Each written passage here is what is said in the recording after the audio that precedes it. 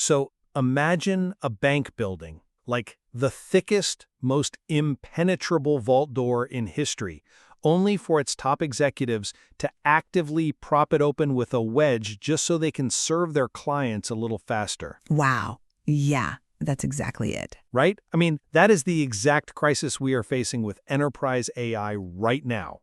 In this relentless push for productivity, well-intentioned power users and, autonomous AI agents are completely bypassing traditional risk frameworks.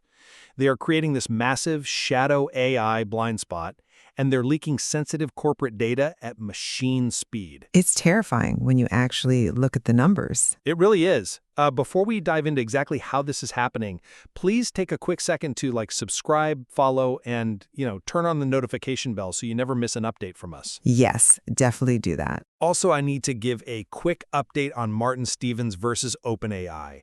To be strictly clear, this is still not a lawsuit. At Martin's request, we are currently in a voluntary quiet period to idle the release of public info.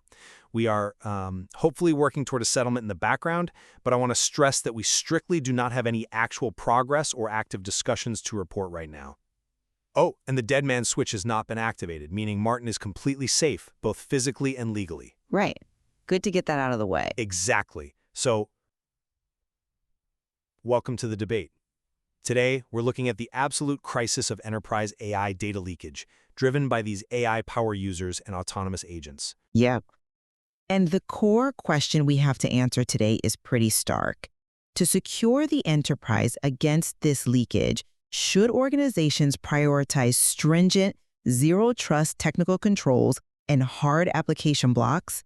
Or, and this is where I land, should they adapt to human productivity incentives using behavioral baselines, soft friction, and socio-technical risk frameworks? Right, because I'm arguing that the sheer scale of these machine speed vulnerabilities absolutely requires strict zero-trust architectures, granular inline DLP, and just, hard technical blocks. And I'll be countering that because AI risk is fundamentally driven by an organization's highest performing employees, rigid technical controls will totally fail, which means we have to shift toward AI-driven behavioral baselines and soft friction. Okay, let's start with the scale of the problem here, because I feel like enterprise AI adoption has fundamentally broken traditional security perimeters.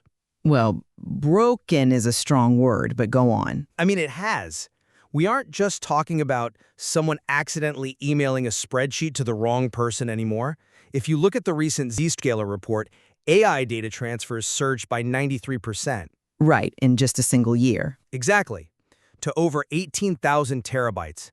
And worse, legacy data loss prevention tools, the ones that, just inspect files in transit, they are entirely blind to this. They are. They literally cannot see what is happening inside a conversational prompt or a browser extension.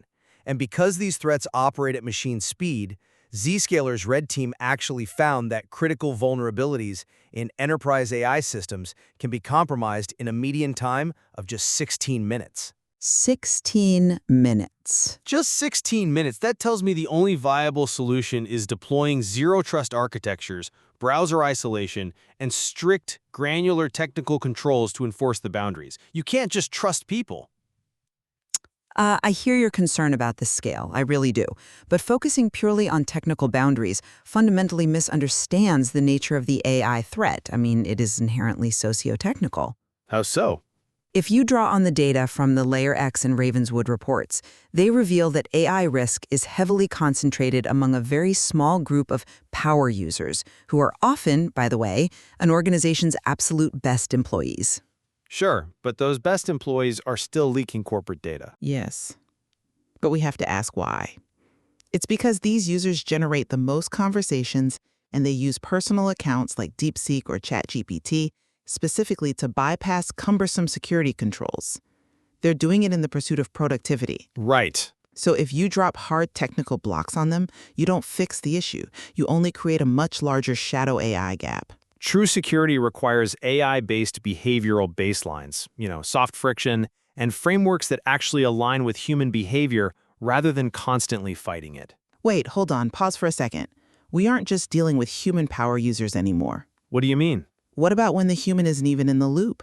We are moving rapidly toward agentic AI. Take the force leak vulnerability that was discovered in Salesforce Agentforce. It had a critical CVSS score of 9.4. Oh yeah, that is nearly a maximum severity score. It is, it's terrifying. And this wasn't a human making a mistake to save time. It was an indirect prompt injection. Right.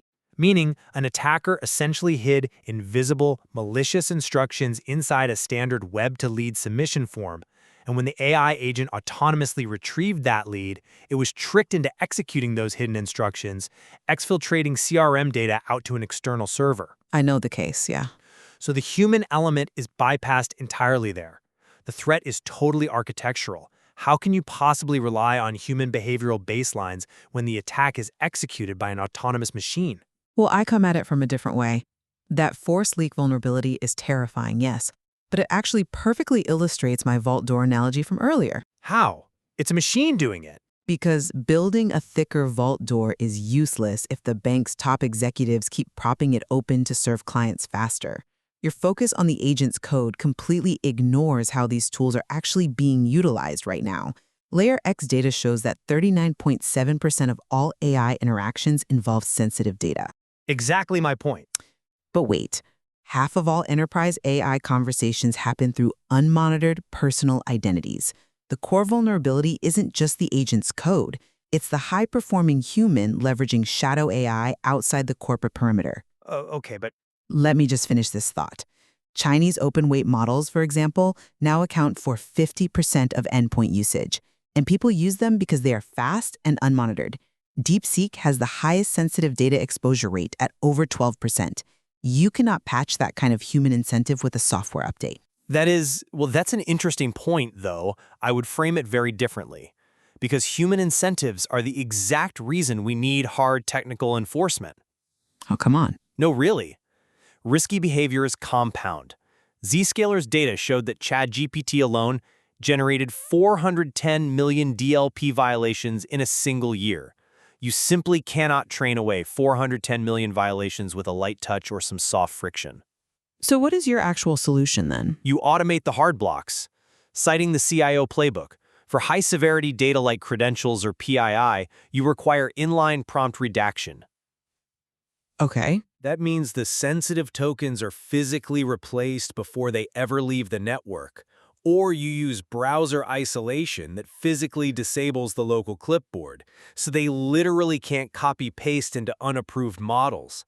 Let me ask you, how could your idea of soft friction possibly stop a machine-speed data exfiltration event, or a time-delayed agentic AI attack once the prompt is already injected? Look, I'm sorry, but I just don't buy that hard blocks are the magic answer here. Let me tell you why they actually backfire in the real world. Go ahead. When you deploy browser isolation that disables the clipboard, you break the workflow of your top performer. And what do they do when you do that? I assume they complain to IT to get an exception? No, they don't. They pull out their personal laptop, log into their personal Gemini account, and do the work there, completely invisible to your DLP tools. What? The Ravenswood report explicitly states that high performers interpret traditional policies as guardrails, not barriers. They will route around them. That is why soft friction, like just-in-time contextual warnings, is so effective. It creates awareness without killing their productivity. I just don't see how a pop-up warning is enough for these complex attacks. It's not just a pop-up. Relying on the recent paper in the International Journal of Core Engineering and Management, we can actually use generative AI as a defensive tool. How does that work? Instead of static rules, the Gen AI creates synthetic baseline models of normal user behavior. So it learns what a specific user's normal workflow actually looks like. If an injected prompt suddenly makes an agent behave unusually, the system identifies that subtle anomaly in real time, rather than relying on a static technical rule that a power user can easily bypass. But you're basically treating security as a suggestion. If we look at how the NIST AI risk management framework handles this, it emphasizes system validity, safety, and security above all else. I agree the NIST framework is vital. Right. And the govern and manage functions of that framework explicitly dictate strict boundaries for third-party tools, OAuth connections, and downstream output leakage. If an employee connects an unauthorized AI browser extension to their corporate Google Workspace, you don't give them a gentle behavioral warning. You sever the connection. You block the OAuth token. That's a compelling argument on its face. But have you considered the core thesis of the NIST framework itself? Which is? NIST explicitly states that AI systems are inherently socio-technical. You're focusing entirely on govern and manage, but you're skipping right past the map and measure functions. Explain how that changes the mandate for hard boundaries, though? Well, NIST warns against attempting to eliminate negative risk entirely because doing so wastes resources. In plain English, map and measure means understanding the contextual reality that maximum productivity and minimum risk rarely align. Okay, I see where you're going. Right. We have to accept some residual risk to harness AI's value. If we lock down every OAuth token and disable every clipboard, we lose the massive adoption advantage that frontier organizations have right now. So, okay, if I'm synthesizing your point correctly, you're saying that because the most dangerous AI users are our most productive employees, security has to evolve into behavioral analysis and socio-technical governance just to prevent driving AI usage entirely into the shadows. Exactly. If we treat our best people as adversaries by breaking their workflows, we just create risks we can't even see. I get that, I really do, but I keep coming back to the transition to agentic AI and the massive volume of exposed corporate data. When autonomous systems can be compromised in 16 minutes via hidden prompt injections, I just don't think we can rely on behavioral alignment alone. We need uncompromising machine-speed technical defenses and granular visibility. Well, I think we do fundamentally agree on the nature of the problem itself, though. I mean, legacy DLP tools that only look at files in transit? Oh, totally obsolete.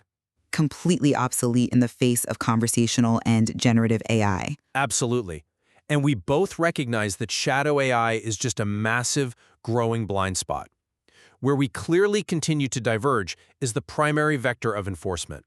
I see rigid technical isolation as the necessary safeguard against these machine speed threats, and you see adaptive behavioral alignment as the only way forward. Spot on. I think it just really highlights the incredible complexity of balancing rapid enterprise AI innovation with actual risk management. And honestly, as AI models gain more autonomy, that interplay between human incentives, like the executive propping open the vault door, and machine vulnerabilities is only going to deepen. Agreed. We highly recommend that our listeners dive deeper into the provided frameworks, like the NIST AI RMF and these new behavioral AI models, to really understand this landscape. It's definitely worth the read. There's so much more to explore here, and we leave it up to you to form your own conclusion on the best path forward. Thank you so much for joining us. Please remember to like, subscribe, and share the show. Until next time.